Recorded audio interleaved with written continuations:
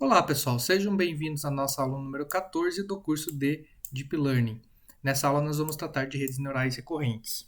Mas antes de começar o conteúdo em si, eu queria retornar um pouquinho com vocês para esse site.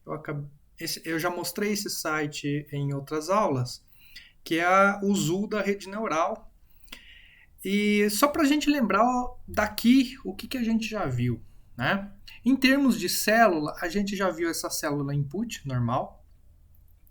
Nós já vimos essa célula, né? Em termos de neurônio, célula, neurônio. Já vimos o neurônio oculto, ok? Já vimos o neurônio de saída, onde a principal diferença aí do neurônio de saída seria realmente a função de Loss, né, calculada nele. A gente já viu o neurônio do tipo kernel, que é base aí para redes neurais convolucionais. E a gente já viu alguns neurônios do tipo convolução ou pool, né, que também são bases aí para as redes neurais convolucionais. Essas duas são bem parecidas, né, mas aqui é mais para o max pooling, onde você pode fazer o treinamento desses parâmetros aqui, né?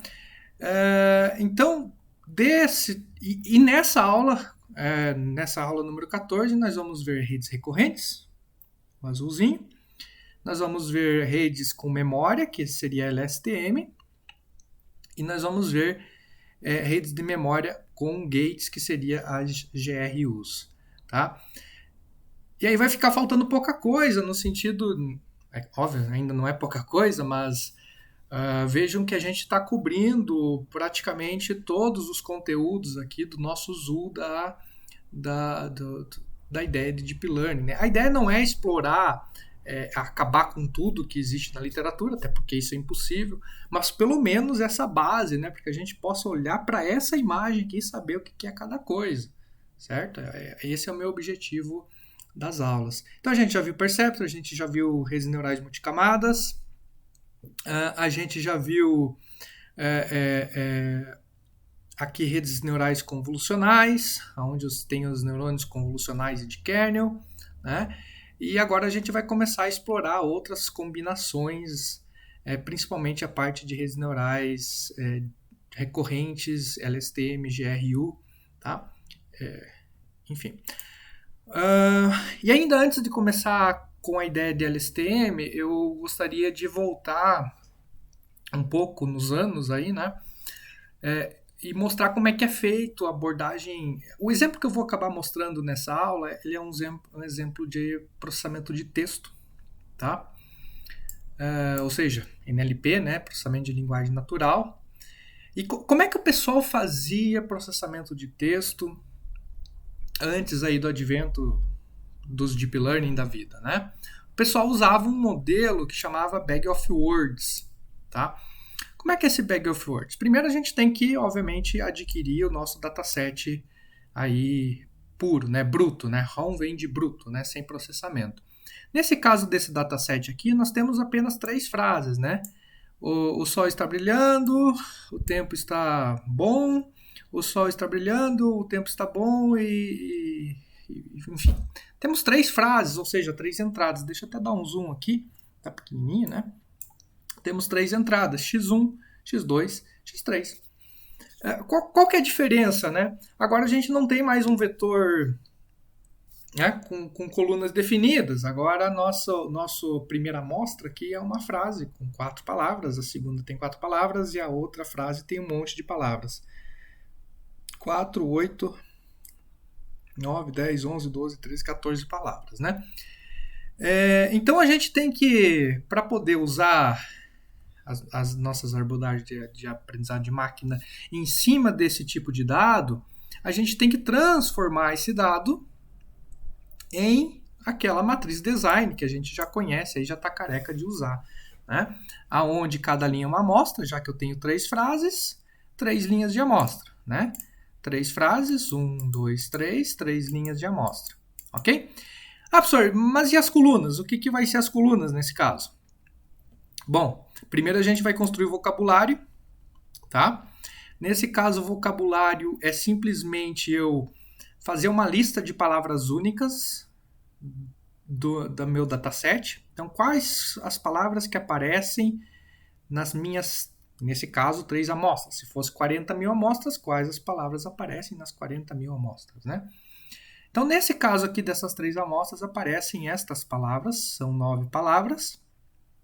E aí eu faço um conversor, né? End vai ganhar o valor 0, o índice 0, is vai ganhar o índice 1, one o índice 2, shine o índice 3 e assim sucessivamente.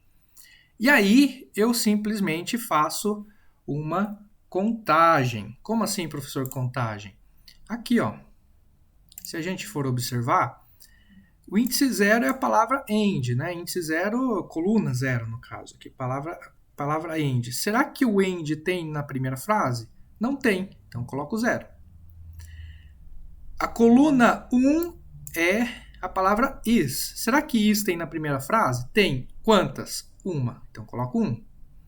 Será que one tem na primeira frase? One não tem na primeira frase, então 0. Ok?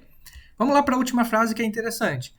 Será que na última frase eu tenho a palavra end? Vamos olhar. Uma, 2 vezes, então coloco 2. Será que na última frase tem a palavra is, que é a coluna número 1 aqui? Tem 1, 2, 3 vezes. Será que na última frase tem a terceira palavra aqui do índice 2, né? A palavra one? Tem 1, 2 vezes o one, certo? Será que na segunda frase eu tenho a palavra to? Na segunda frase não tem a palavra to, então coloco 0. Será que na segunda frase eu tenho a palavra weather, que é o último índice, a última coluna? Tem uma vez, então coloco 1, certo? Então, assim que é construída a nossa matriz design, tá? É uma matriz de características, né? Então, é como se eu dissesse assim, ó, esta frase tem estas palavras, quantas vezes, né? Quantas vezes esta determinada palavra aparece nesta frase, tá? E aí eu tenho meus labels. Eu poderia dizer que a primeira frase é boa, a segunda é ruim, a terceira é boa também, certo? É o meu label, né? Para cada amostra, um label. Da forma que a gente já vem fazendo. Qual que é o problema disso tudo? Tem 2 problemas aí. Essa abordagem de Berger-Fortes tem 2 problemas gravíssimos que complicam. O primeiro problema é que o teu vocabulário tende a ficar bastante grande. Bastante grande mesmo. Imagine se a gente for fazer...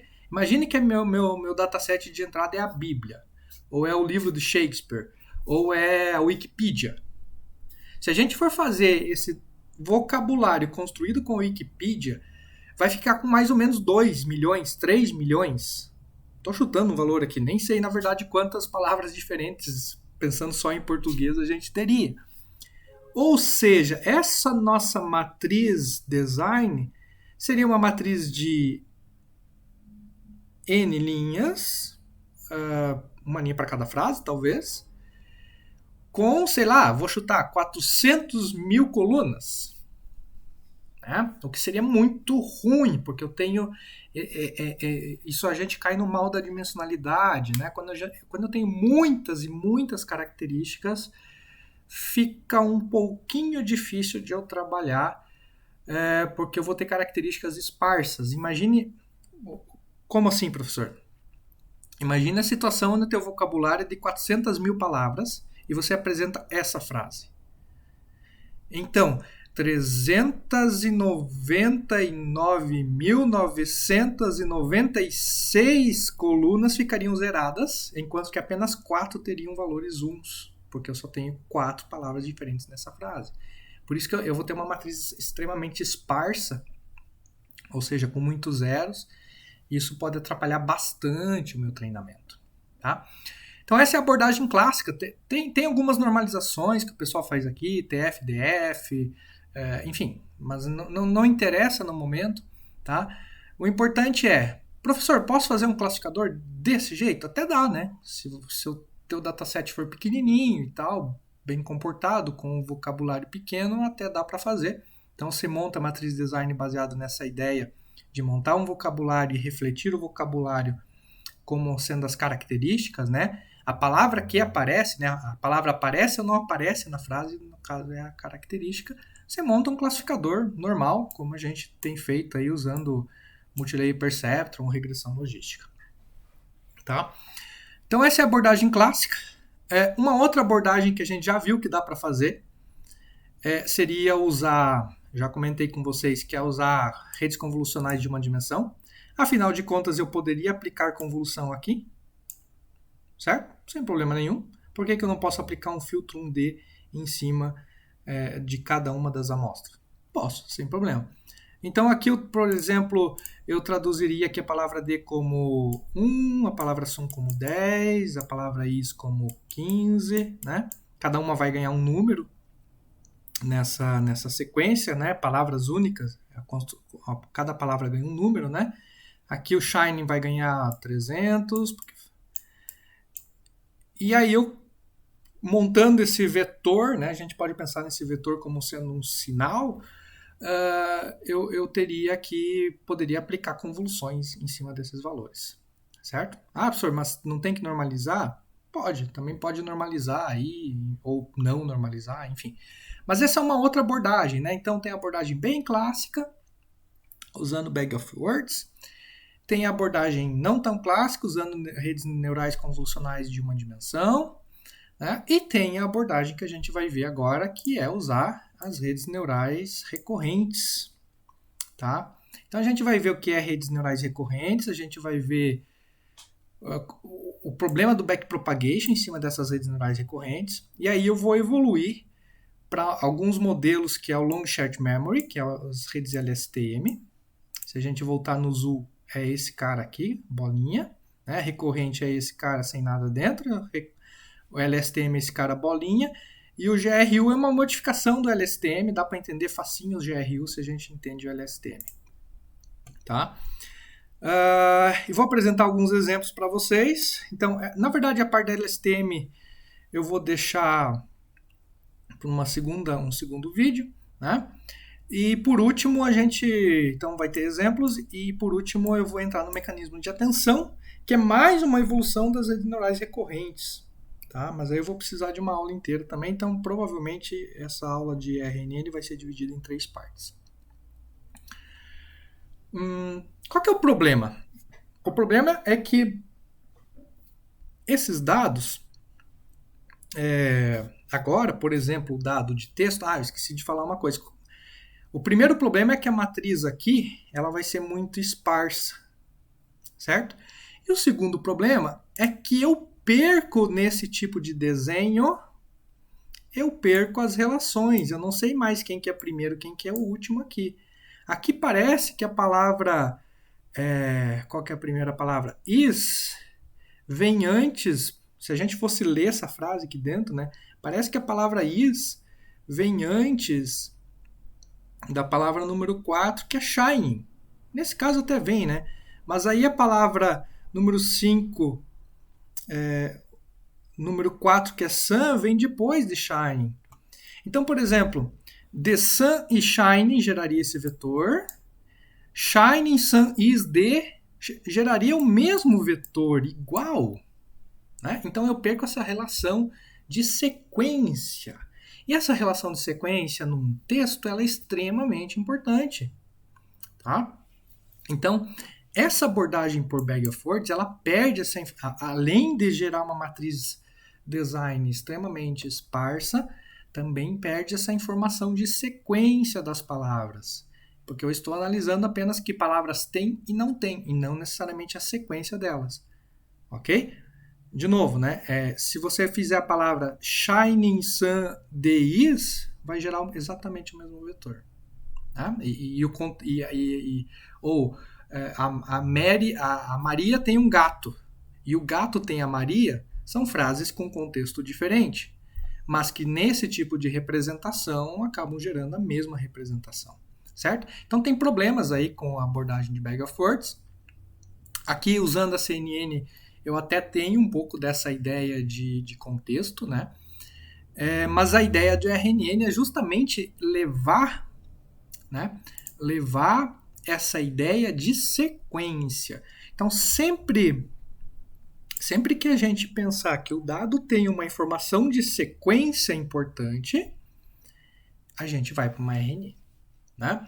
Então, é um dado sequencial, é um dado que se apresenta um dia após o outro e que o dia anterior influencia o que aconteceu no dia seguinte. Por exemplo, a previsão do tempo. Previsão do tempo, né, o que aconteceu, o jeito com que está as nuvens agora influencia o jeito com que está as nuvens na próxima hora. Certo? São sistemas dinâmicos, no fim das contas, né? O que eu estou falando aqui, né, para quem está acostumado com o termo de sistemas dinâmicos, então as RNNs basicamente modelam sistemas dinâmicos, ou seja, o que aconteceu no tempo anterior vai influenciar fortemente o que vai acontecer no tempo T mais 1, né? Ok? Então, a gente diz que, primeiro, que esses dados não são identicamente distribuídos, né? Justamente por causa disso, porque o x2 aqui vai depender do x1, o x3 depende do x2, o x4 depende do x3. Né? Então eu tenho uma dependência entre meus dados. Essa dependência, né, que a gente, dentro de Deep Learning, a gente dá o nome de sequência, e dentro de outras áreas aí até de sistemas dinâmicos. Tá? Outros tipos de dados sequenciais aí que são bacanas. Dá para trabalhar dados sequenciais da maneira tradicional, usando Bag-Forth? Dá para trabalhar dados sequenciais usando CNNs de convolução 1D? Dá, mas não é um método adequado, né? Então, quais os outros exemplos de tipos de dados sequenciais que a gente tem? Classificação de texto, porque uma palavra, né, depende da outra. Você não vai colocar, por exemplo, portão, pedra juntos, porque não faz sentido. Né? Você vai colocar o portão está sobre um monte de pedras. Então, essa sequência de palavras, ela importa. Né? Outra coisa que é dado sequencial aí é reconhecimento de fala, né? Fala, basicamente, são sinais, então, ou qualquer coisa acústica, né? Sinais, música, enfim, qualquer objeto acústico aí, ele tem uma sequência, né? Para quem trabalha com música, sabe lá que se eu colocar um sol, depois um mi, depois um ré, talvez não tenha uma acústica interessante. Então tem que a sequência, né, a ordem com que as coisas aparecem importam no reconhecimento de fala, no reconhecimento de som e etc. Outra coisa que importa é a tradução de linguagem. Né? Na tradução de linguagem a sequência importa, porque não adianta traduzir palavra por palavra, porque às vezes a semântica da frase é outra. Né? Então eu fazia a tradução por vias literais, simplesmente palavra por palavra, pode gerar uma tradução muito ruim. Né?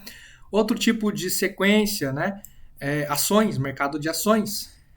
O que aconteceu 2 dias atrás talvez ainda esteja influenciando o que está acontecendo no mercado de ação agora.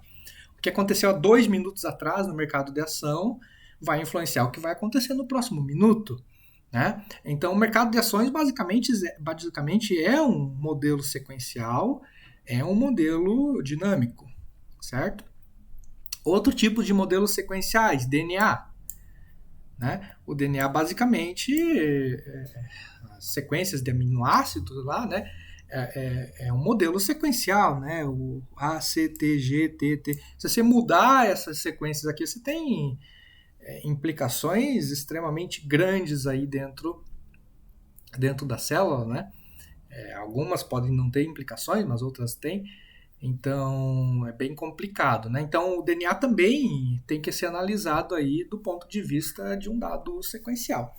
Então, tudo que a gente pensar que um dado é dependente do outro dado que eu consegui há um tempo anterior, né? O sistema dinâmico, são aplicações que seriam mais adequadas aí à aplicação de um modelo baseado em redes neurais recorrentes. Tá? Não é que não pode aplicar CNN ou convolucional, mas é que seria um modelo mais adequado. Tá? Enfim, tendo falado das aplicações, vamos falar sobre o modelo em si. O que muda? O que muda é isso aqui, ó. Antes nós tínhamos uma MLP, então imagine isso aqui como uma MLP, tá? Entrada, um neurônio oculto e um neurônio de saída, tá? O desenho aqui não está sendo mostrado função de ativação, não está sendo mostrado peso, só imaginem que é uma rede de 2 camadas, né? Quer dizer, 3 camadas, depende, né? Camada de entrada, um neurônio oculto e um neurônio de saída. O que a gente faz, a modificação que é feita dentro da rede neural recorrente é exatamente esse looping aqui, certo? Esse looping implica dizer o seguinte, que o que saiu deste neurônio oculto, né, a saída desse neurônio, a ativação desse neurônio oculto, ela vai reentrar no próprio neurônio como informação. Tá? Então, por isso que a gente chama de recorrente, porque tem esse laço recorrente. E aí a gente acaba adicionando esse Tzinho em cima para mostrar que a entrada é referente ao time step, né? É a entrada do tempo alguma coisa. Lembrando que, uma coisa deixar bem claro aqui, essa entrada aqui, embora tenha uma flechinha só, eu poderia dizer que são 20 entradas. Então tem 20 características entrando aqui em cima, no neurônio oculto. Isso a gente já tem feito, né? Aqui também, posso ter 20 características entrando aqui, certo? Sem problema nenhum, tá? Normalmente a gente imagina como uma só porque é mais fácil de explicar, mas a rede recorrente não implica que você faça qualquer tipo de alteração aqui. Assim como na MLP eu posso ter esse x aqui é um vetor, pode ser um vetor de 1, um vetor de 1000, esse x também é um vetor de 1, um vetor de 1000. Só que agora o vetor ele tem um índice t, certo? Esse índice t aqui é o vetor das características no tempo t. É como se você medisse o seguinte, vamos pensar num exemplo bem prático aqui. Tempo, né?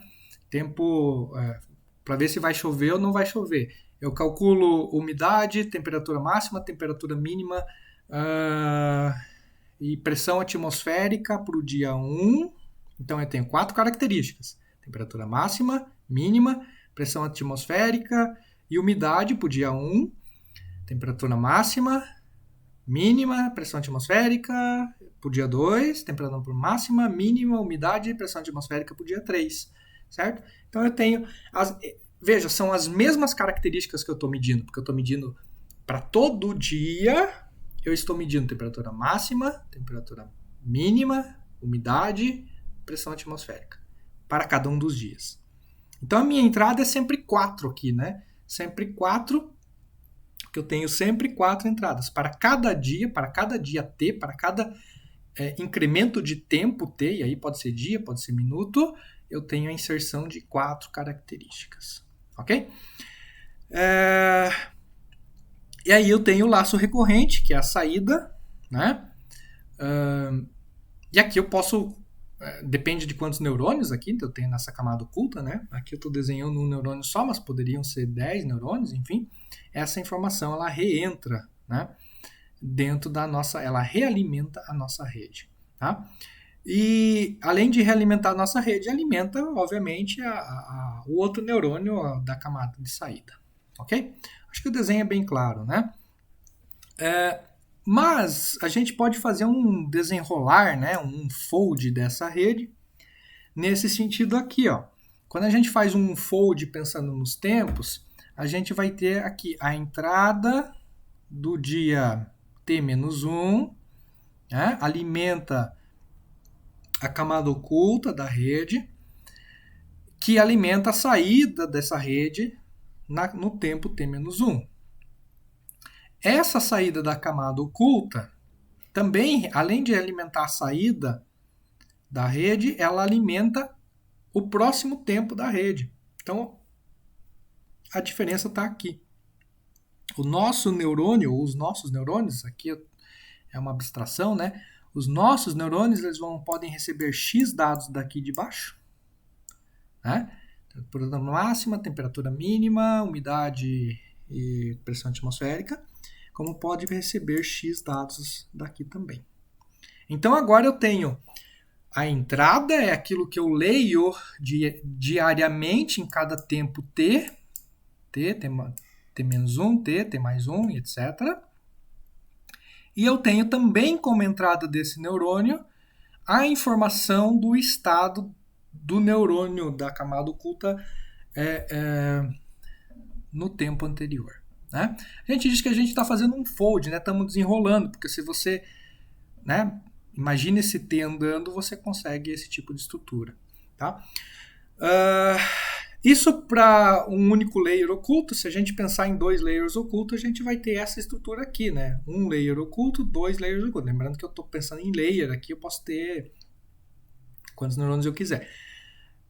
Eu teria essa situação aqui, né? Então o próximo, que é igual, né? Não muda muita coisa. Então eu alimento o neurônio com a entrada dos dados daquele dia e mais com o estado oculto do neurônio do dia anterior, ok?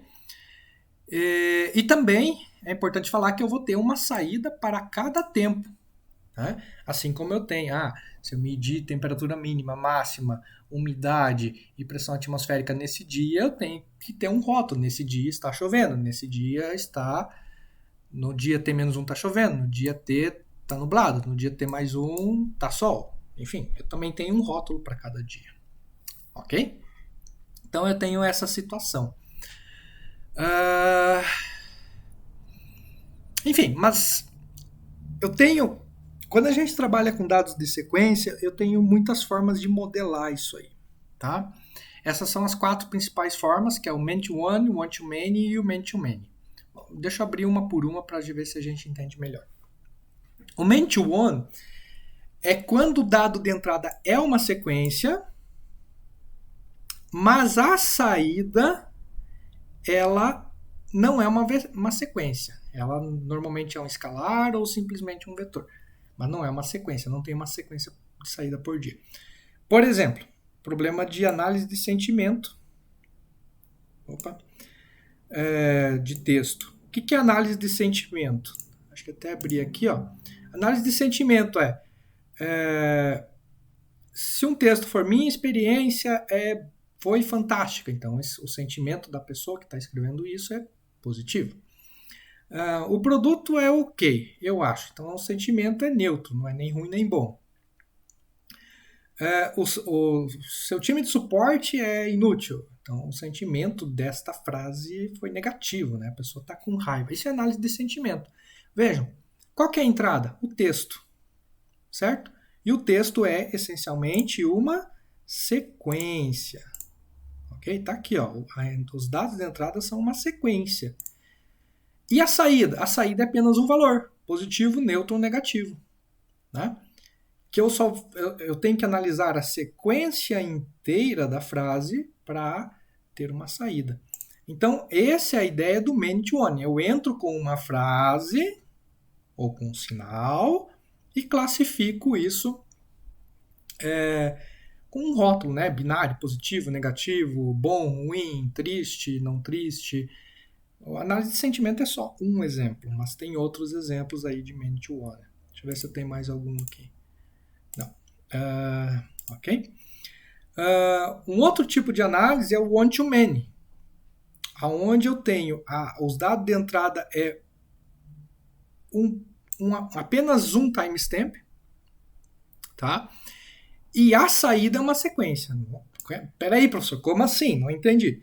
Um exemplo clássico que eu diria para vocês deixa eu pegar aqui, é o que a gente chama de image captioning. Por exemplo, qual que é a entrada desse... O que é image captioning? É você dar uma imagem e gerar a descrição dessa imagem. Então, a minha entrada é uma imagem. Veja que eu não tenho tempo na entrada. É a imagem. Pá! Né? A imagem capturada no tempo T é uma imagem só. Então, olha aqui, uma imagem só. Certo? Uma só entrada. Independentemente se ela é um número, um escalar ou uma matriz. Nesse caso, é uma entrada matriz, mas eu não capturei a matriz em X tempos diferentes. Né? Não peguei a imagem hoje, amanhã e depois de amanhã. Não, foi uma imagem. Certo? Então, eu tenho uma imagem como entrada, e a saída é uma sequência. Por que é uma sequência? Porque é um texto que descreve a imagem. Um homem com uma camiseta preta tocando guitarra.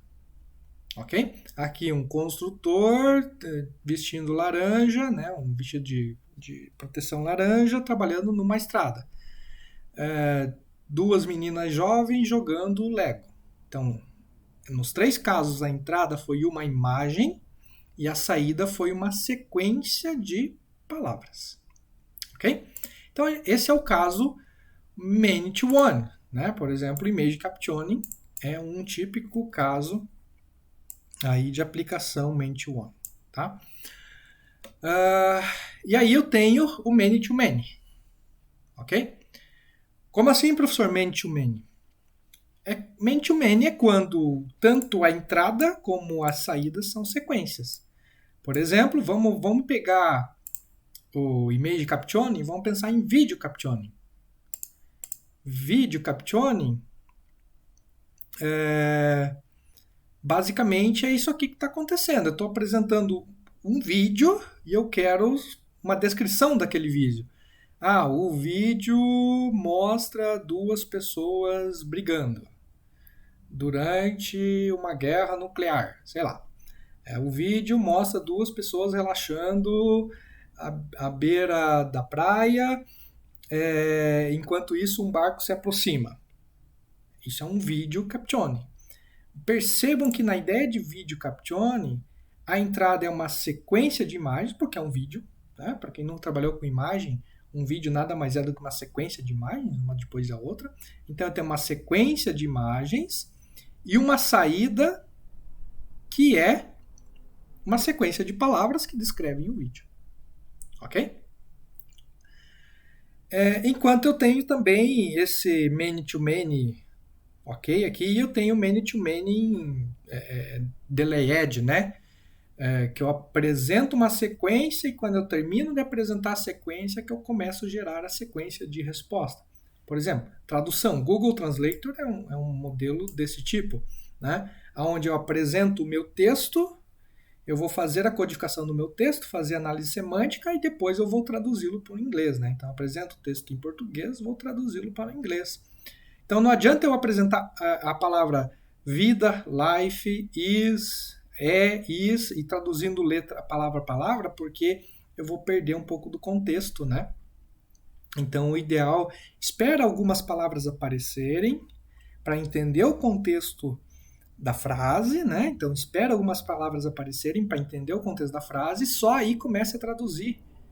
Porque, afinal de contas, agora você entendeu o contexto, então agora você pode traduzir com as palavras mais adequadas, tá? Então, são esses 4 tipos diferentes de aplicação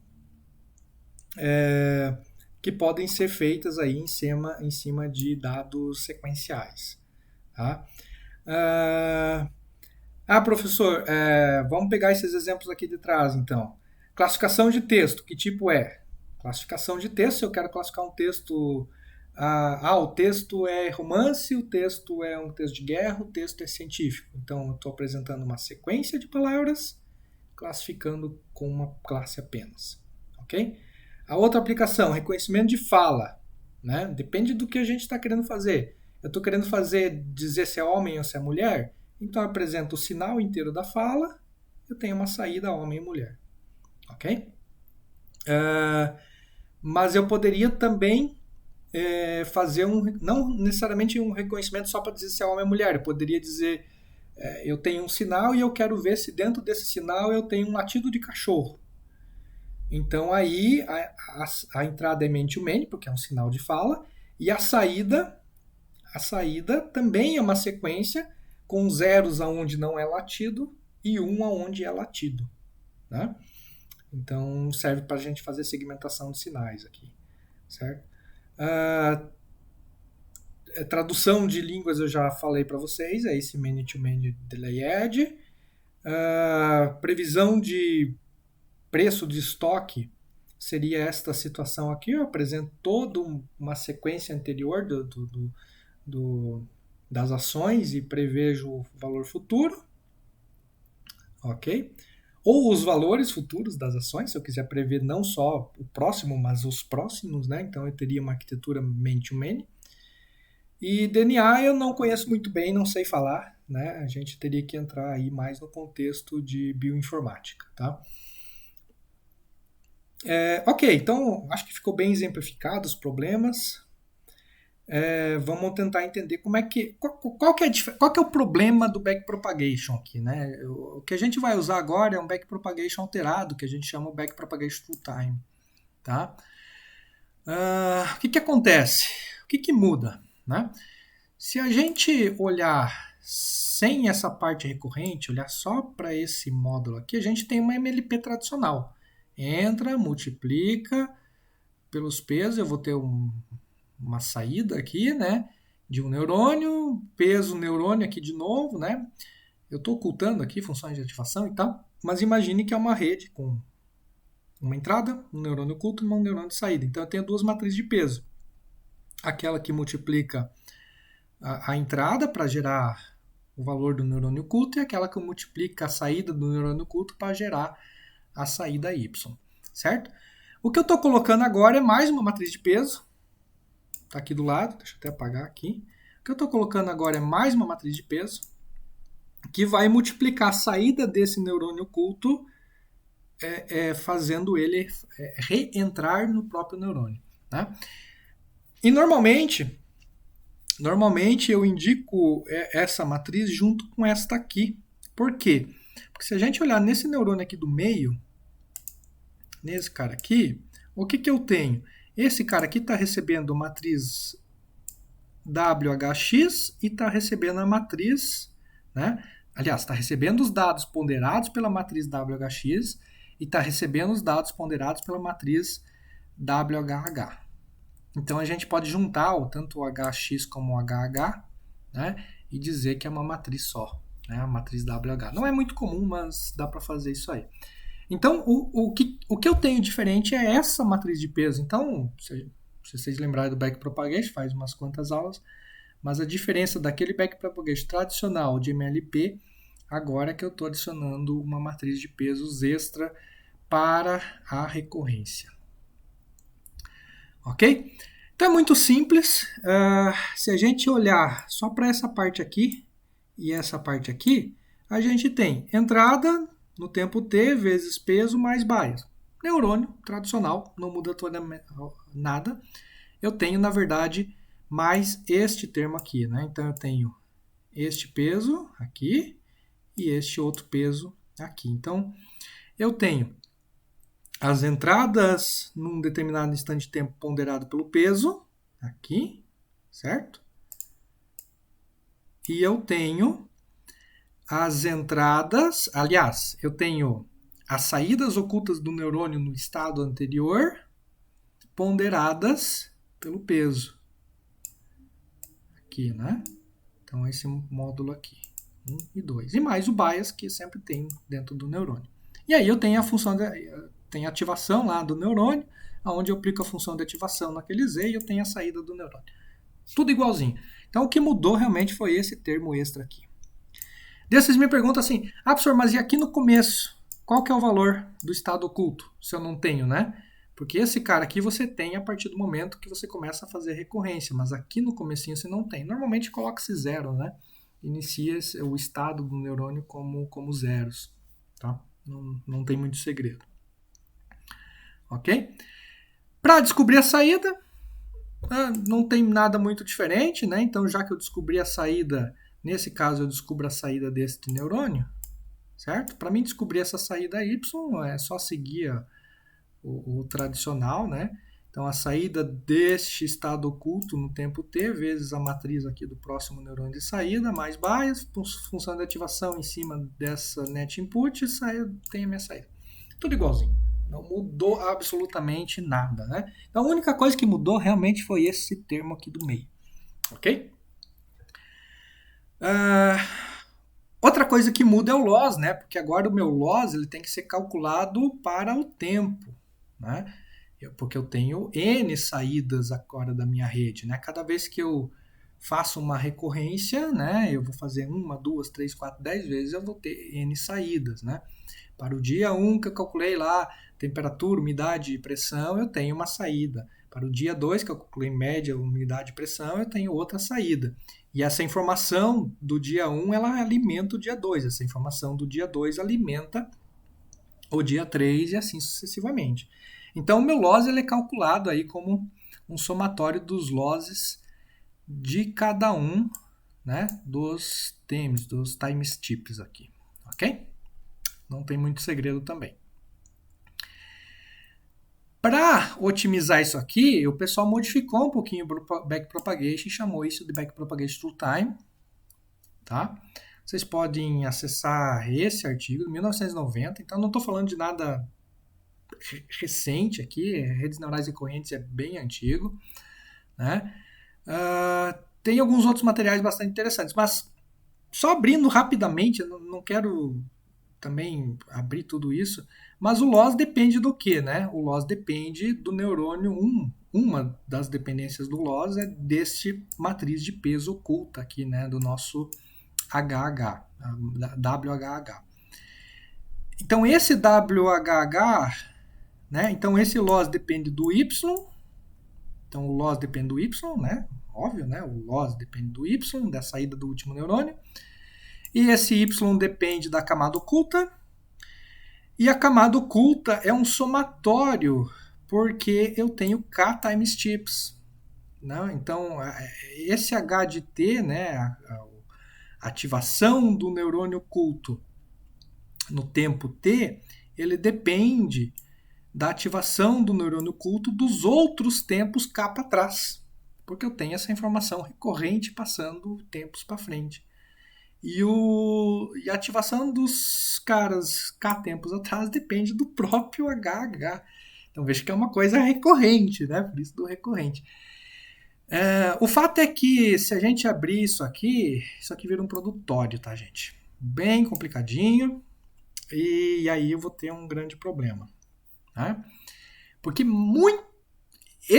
imagine agora que esse produtório ele é feito pro K tempos, né? Cada timestamp. Imagina que você está analisando a série de estoques de mercado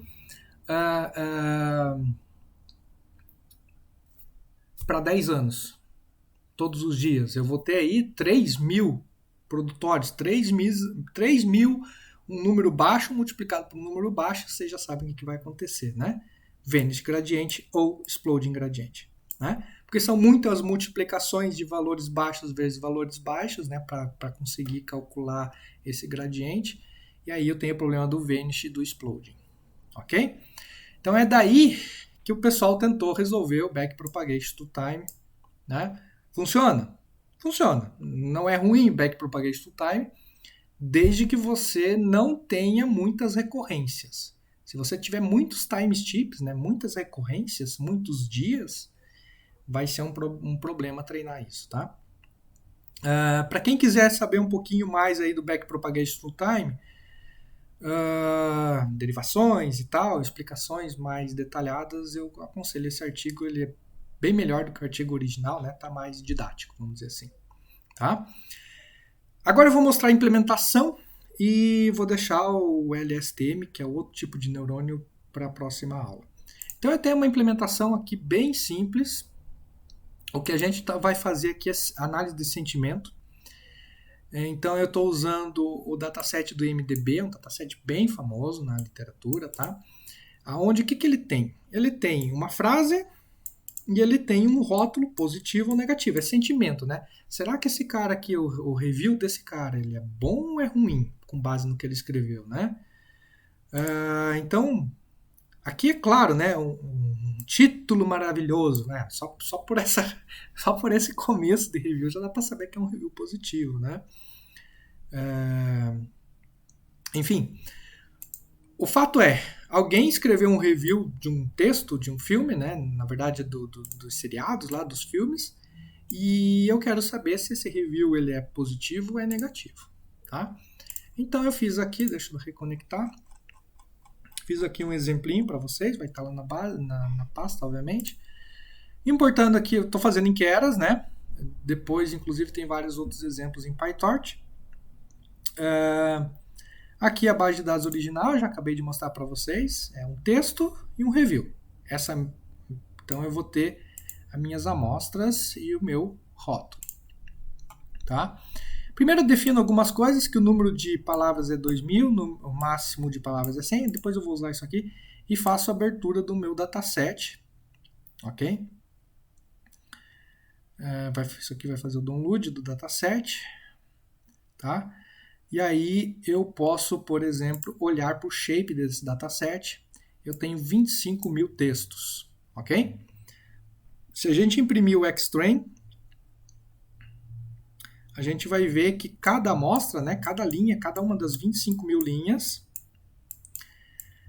isso aqui já está transformado para número. Então eu já tenho aquele meu vocabulário feito, né? Aquela parte inicial, aqui, ó, de transformar cada uma das palavras em um número, isso já está feito, já está processado, né? Normalmente isso dá um trabalhinho, tem bibliotecas específicas para isso, inclusive. Mas nesse caso aqui, já veio processado. É sempre um token aqui de inicialização, né? Por isso que é sempre 1. E aí eu tenho a palavra 14, que pode ser um is, pode ser um there, mas é sempre, se o 14 representa o is nessa frase, na outra frase o 14 também vai representar um is, tá? E o que vocês podem ver, imaginar, é que cada frase vai ter um comprimento diferente, certo? Ninguém escreve frase com o mesmo número de palavras, né? Então, se a gente olhar para cada uma das nossas amostras, quando a gente chega lá no fim, você vê que tem frases curtinhas e você vê que tem frases longas. Tá? Então, a gente tem que tratar isso aqui. Tá? Mas antes de tratar isso aqui, vou mostrar os rótulos para vocês. Então, a gente tem um YTrain aqui com o rótulo de 1, sentimento positivo, 0, sentimento negativo. Se a gente fizer um train.shape, a gente tem 25 mil rótulos, porque eu tenho 25 mil textos, ok? Se a gente olhar aqui só para a frase número 0, né, a primeira frase, ela vai ter estas palavras, né? Palavra 43, palavra 530, enfim, como eu falei para vocês, normalmente tem bastante palavras no vocabulário, aqui 4.600, 19.000, né? Enfim, tá? O que eu tenho que fazer, nesse caso, deixa eu até deletar aqui que está sobrando, é fazer um padding. O que é padding? É preencher, né? Preencher ou fazer um truncamento dessas frases para que elas tenham no máximo 100 ou no máximo 200. Então eu uso o próprio Keras aqui, método de pré-processo no Keras, da sequência, pad sequences. Eu digo que todas as minhas amostras do meu Xtrain vão ter tamanho de maxlen. Ok? Então agora todas as minhas amostras têm tamanho de 100 e não mais variável como eu tinha aqui em cima, né? Inclusive, se a gente quiser, a gente pode até printar o Xtrain de novo. Vamos fazer mais um code aqui. Agora tem inclusive uma matriz, né? Foi transformada uma matriz bem certinho, porque agora todo mundo tem um comprimento de 100 aqui, tá? Como é que eu faço o modelo? Bom, qual que é a minha entrada? Minha entrada deixa eu fazer um xtrain.shape aqui.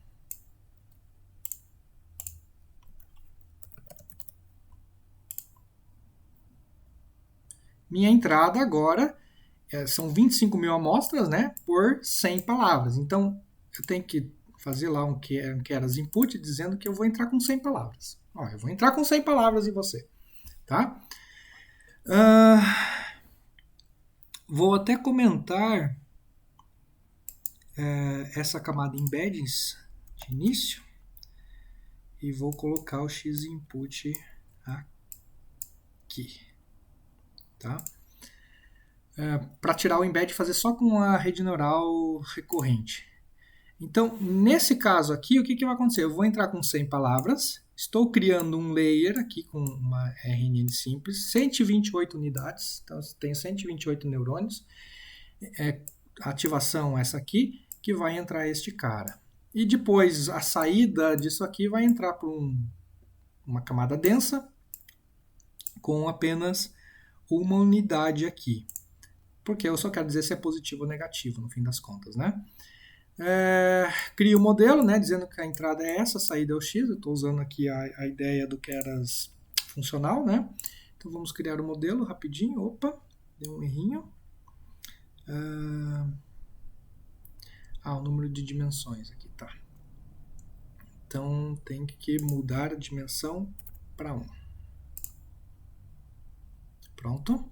Então olha só. Por que a dimensão para 1? É exatamente aqui que eu queria explicar para vocês. Se a gente abrir a documentação do SimpleRN, lá do Keras, a gente vai ver que as entradas, os inputs, é um tensor 3D, ou seja, batch, timesteps e feature. Ou seja, eu tenho que dizer quantos batches eu tenho. Isso eu já mostrei para vocês que o batch eu posso ocultar daqui, porque depois ele vai ser feito automático aqui na hora do fit. Eu seto o tamanho do batch ou ele seta automático, né? Mas ocultando o batch, ainda me sobra que eu tenho que informar o timesteps e o feature. Timesteps é quantos períodos, né? Quantas recorrências eu vou ter. E feature é quantas entradas a cada recorrência. Nesse exemplo aqui, que eu comentei para vocês, deixa eu até apagar aqui se eu puder. Quantas entradas eu tenho nesse neurônio aqui? Essa é a grande pergunta. Deixa eu até pegar esse aqui que é melhor. Quantas entradas eu tenho? Eu tenho uma entrada, eu tenho várias entradas. Quantas medidas eu estou medindo no tempo t? Nesse caso, eu estou medindo apenas uma palavra no tempo t. Então, eu tenho uma entrada, uma feature, que é uma palavra no tempo t. Aqui, ó. Opa, inverti. Né? Então, eu tenho 100 timesteps. Olha aqui, ó, timesteps por feature. Né? Eu tenho 100 timesteps, porque são 100 palavras. Mas cada palavra é descrita por apenas uma característica. Ok? Por isso que essa entrada, esse input tem que ser um vetor, um tensor 3D. Né? E aí eu tenho 128 unidades de redes neurais recorrentes, um denso, tudo normal, compilei, vou treinar. Okay? A gente vai ver aqui que no fim do treino vai para uns 50%, 60%. Ok? Então é fácil de fazer porque o neurônio está pronto, né? Então, como sempre. Tá? Professor, mas como assim? Mas se eu quisesse mais características, como é que eu mudo esse valorzinho aqui especificamente, né? Bom, é aquele caso que eu falei para vocês. Se eu medisse temperatura média, quer dizer, temperatura mínima, temperatura máxima, umidade e pressão atmosférica para cada dia, imaginando que são 100 dias, eu medisse 4 medidas a cada dia, seria 100 por 4. 100 dias, para cada dia, temperatura mínima, média, umidade e pressão atmosférica. Ok? Mas e para processamento de texto, professor? Como é que eu faço isso aí? Não vejo como transformar esse 1 em mais dimensões. Para isso que serve essa camada embedding. Eu não vou explicar já a camada embedding, isso vai ficar para outras aulas. Mas basicamente o embedding está codificando uma palavra em um vetor. Agora a palavra ela não é mais descrita, né? Cada palavra não é mais descrita apenas por um número, e sim descrita por um vetor. Tá? Então eu tiro esse cara. E aqui a minha entrada é o X. Ok? Você vê que aqui 50%, teste, vai dar também mais ou menos em torno de 50%. Quando eu buildo, vamos ver o teste acabando, 49%.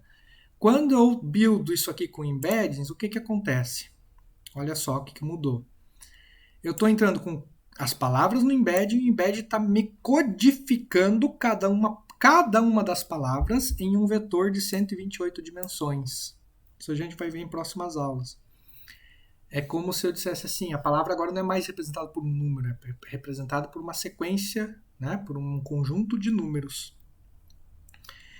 Então, a entrada da rede neural recorrente acaba sendo, né, isso aqui, ó, 100 por 128. Lembra que antes era 100 por 1. Porque eu tinha... Deixa eu ver se até funciona com 1 aqui. Não funciona. Imaginei que não. Antes a minha entrada era 100 por 1, porque eu tinha 100 palavras, cada palavra descrita por um único valor. Agora eu tenho 100 palavras, cada palavra descrita por 128 valores. Essa é a minha entrada da minha rede recorrente. É como se eu dissesse o seguinte, aqui, agora eu estou entrando a cada recorrência com 128 valores e não mais um. Né?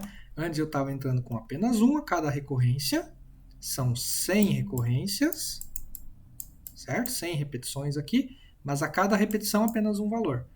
Agora eu estou com ainda 100 recorrências, mas a cada entrada 128 valores. Ok? Então vocês veem que é bem flexível, né? Dá para fazer bastante coisa.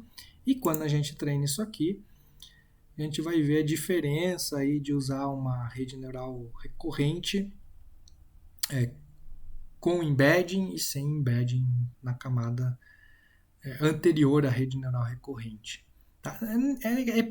No caso, esse exemplo aqui é bem clássico de reconhecimento de sentimento, mas isso serve também para outros tipos de sinais, né? Vamos ver aqui, vocês veem que a acurácia aqui já pulou de 50 para 60, aqui já na segunda época já para 82% e vai fechar mais ou menos em 90%, tá? Tá ok, gente? Eu vou parar a aula por aqui. Então, na próxima aula a gente entra em outros conteúdos, que é o LSTM, que é uma forma de... Isso aqui está funcionando, deixa mais um detalhe, né? Isso aqui está funcionando porque eu tenho poucas recorrências, eu tenho 100 recorrências, tá? Mas eu comentei para vocês que eu tenho um problema gravíssimo aqui no Backpropagation to Time e a aula que vem a gente vai ver uma das soluções desse problema, que é as redes LSTM, tá? Então, só terminando de rodar aqui, deu 86%, vai ficar mais ou menos em torno disso. Então, obrigado e até o próximo vídeo.